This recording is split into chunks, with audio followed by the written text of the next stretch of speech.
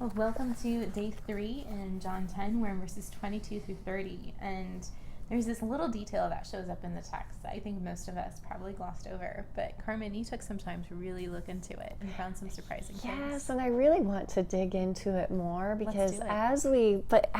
as we've gone through the Gospel of John so far, we see that there's great meaning to the Passover feast, to the Feast of Booths or Feast of Tabernacles, and that Jesus in his teaching really utilizes the background of all of that. So I think it helps us to put on our first century glasses if we take a look and try to understand what these are.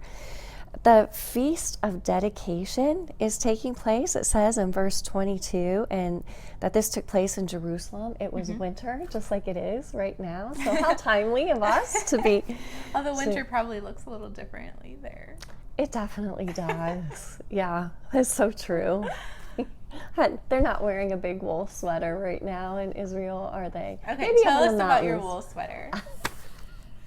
I knew you were going to bring this up. You guys. It is vintage because I'm old. No, okay, this is the very first sweater I ever knitted by hand. I did it myself, and I can't bear to pass it on. So special. it stays up in my closet on the top shelf in a plastic bag, and it's very cold here in Ohio today.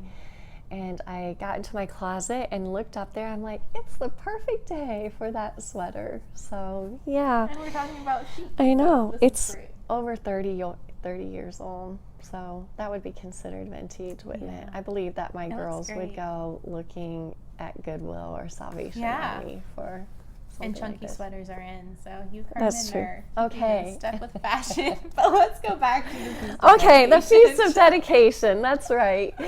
Well, what I found is that this is related to the Hanukkah festival, and I don't know a lot about that, but it's a time when Israel recalls the rededication of the temple, and it was the last great deliverance that the Jews had experienced before Christ came. So it's very interesting, and it's also, you might see in not only right here at John 10:22, but throughout John, there's quite a few cross references back to Ezekiel chapter 34, Okay. where God is speaking to the false shepherds of Israel. And so I think there's something, we've taken some time to define who the good shepherd is, but then, okay, who is the hired man? It really appears that Jesus is doing some finger pointing to the Pharisees here, and calling out the false, the false shepherds. Yeah. Yeah. And you had mentioned, like before we hit record, that this imagery of shepherds and husbandry had been part of the liturgy of That's Hanukkah. right. That's right. Yes, there is definitely the Hanukkah liturgy speaks to false shepherds somehow, some Yeah. way. So these, like, as people were in Jerusalem at the Feast of Dedication, they would have been hearing about shepherds and false shepherds and the deliverance Exactly. of, is it Maccabee? I think, yeah, I'm not sure if it's Maccabee, Maccabeus, I don't know. Something like that. Yes. But they Yeah. would have been hearing this, and then Jesus comes into this context using this figure of speech so that they would understand Exactly. what he's talking about. Just as he has with feast after feast after feast so far through And John. we see that in verse 24, right? So the Jews gather around and say, "How long will you keep us in suspense? If you are the Christ, tell us plainly." They got it. They knew exactly what he was saying. That is so true. Yes. Yeah. Yeah.